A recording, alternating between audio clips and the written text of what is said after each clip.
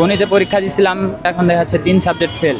Thakurgaon technical school and college থেকে গণিত বিষয়ে এসএসসি পরীক্ষায় অংশ নিয়েছিলেন নাজমুল ইসলাম। পরীক্ষার ফলাফলে গণিতসহ 3 বিষয়ে ফেল এসেছে তার। এক বিষয়ে পরীক্ষায় অংশ নিয়ে 3 বিষয়ে ফেল করায় ভবিষ্যৎ নিয়ে দুশ্চিন্তায় পড়েছে সে। টেকনিক্যাল স্কুল অ্যান্ড কলেজ থেকে পরীক্ষা দিয়েছি, 2024 সালে পরীক্ষা দিয়েছি। ম্যাথ গণিতে পরীক্ষা দিয়েছিলাম, ফর্ম ফিল আপ করছি এক সাবজেক্টে। আর এখন দেখাচ্ছে পরীক্ষা দিলাম 2025 সালে পরীক্ষা দেওয়ার পরে এখন দেখাচ্ছে 3 সাবজেক্ট ফেল।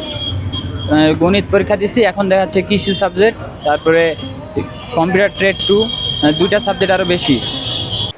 তার মতো এমন সমস্যায় পড়েছেন ওই প্রতিষ্ঠানের টুটুল, নাহিদুল ইসলাম নয়ন, লিমন সহ প্রায় 7 জন শিক্ষার্থী। তারা বলছেন সমস্যার কথা প্রতিষ্ঠান প্রধানকে জানালেও কোনো সমাধান দিতে পারছেন না। তাদের নিয়ে দুশ্চিন্তায় অভিভাবকরাও। ওইটার জন্য আমি গণিতের ফর্ম ফিল আপ করছি, গণিত এক্সাম দিছি।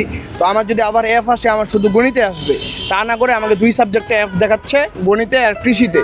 স্কুল কর্তৃপক্ষের সাথে কথা বললাম, স্কুল কর্তৃপক্ষ বলতেছে গতবার এফ আসার জন্য এই বছর তোমাকে 2টাতে এফ আসছে। কিন্তু আমরা তো ফর্ম ফিল আপই করছি একটা, আমাদের কীভাবে 2টাতে এফ আসে? এর আগে যদি আমাদের কৃষিতে এফ থাকতো তাহলে এর আগে আমাদেরকে কৃষি সহ ফর্ম ফিল আপ করতে লাগতো। এরকম শুধু আমার না, এরকম আমাদের এই স্কুলের অনেকজনকারই হয়েছে।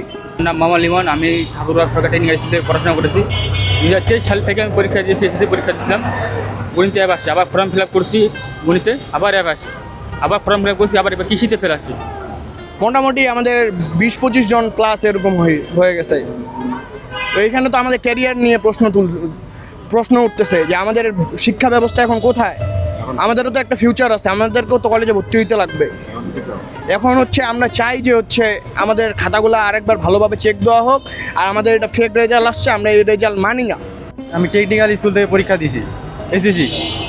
আমার একটা সাবজেক্টে ফর্ম ফিল আপ করছি, এক সাবজেক্টে পরীক্ষা দিয়েছি, এখন 2 সাবজেক্টে ফেল দেখাচ্ছি। তবে এ বিষয়ে গণমাধ্যমের সাথে কথা বলতে রাজি হননি ঠাকুরগাঁ সরকারি টেকনিক্যাল স্কুল অ্যান্ড কলেজের অধ্যক্ষ তোফাজ্জল হোসেন।